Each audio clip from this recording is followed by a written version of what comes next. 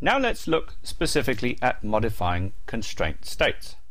So here we have modifier constraint, constraint name, constraint state, primary key, unique, column, etc., etc. So I'm going to click on constraint because it says this tells me where the constraint state is. And it actually goes to another page all about constraints. So I want to get back to the right position, so I'll click back and click forward again. And as before, in the previous course we looked at inline and out-of-line constraints. We're not really interested in that. What we are interested in, and this is interesting in that the inline constraint now adds nullability, also references clauses and check conditions. And when we go back to here, it only had constraint, constraint name, primary key, unique, so it gets a little bit more flexible, implying that we can actually change the states of different types of constraints. And we can obviously change inline or out of line. Out of line refers to a foreign key name. What I really want to focus on is not actually the constraint types themselves, but the constraint states, because that's what's important here, because that's actually all we're going to be changing. So if we scroll down, we need to find the constraint state setup. These are all the different types of constraint states. I don't necessarily want to go into them in huge amounts of detail because it's more deep and serious database administration, but this is where you access these states using the alter table command. Let's try to go through what they all mean. Well, the using index clause is an easy one because when we look at, it's actually an easy and a very commonly used one. When we look at a table, for instance, let's bring up the ACT table. And it finally connects to the database. We have this table here, it has these two columns, and if I go to here, I have constraints, and I have a primary key, and it is actually called xpkact. Alter table, modify. Now, cannot disable constraint because dependencies exist.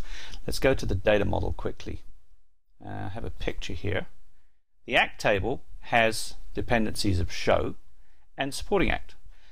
I'm looking at the ACT table and I'm trying to disable the primary key constraint here. Why won't it let me? Because there are foreign keys that depend on that primary key constraint. What I want to do is I want to disable the foreign key constraint on the show table that points back at the ACT table, which is that one. fkact, as you can see, ACT ID, and somewhere in here it'll tell you reference table, ACT table. Go back to here. So run this and it should be fine. I've now disabled, go back to here, this key here, foreign key on ACT ID. I'm assuming that I can actually, let's get rid of this, that's incorrect, that I can alter the supporting ACT table and disable just the ACT ID foreign key. So let's go to the supporting ACT table and just check that. Supporting ACT points to the ACT table. And there it's altered. So now I'm going to go back to the ACT table and try to disable this. And it does it. So I can now actually go back through the process in reverse. What did we use here? All of this has actually been used. If I was to drop the constraint, I could re-add it again using this command here. So I would do alter table show, drop constraint. But we've shown that we don't actually need to do that. fk show act, but we'll leave that in the file anyway. And in order to re-enable, as I said, my assumption is that I would have to re-enable in reverse order. So what I actually did was I went to the show table and I disabled the foreign key. That was the first thing I did. Let's get it in the right order. Then I didn't disable the primary key on the supporting ACT table. I thought I might have to, but I didn't.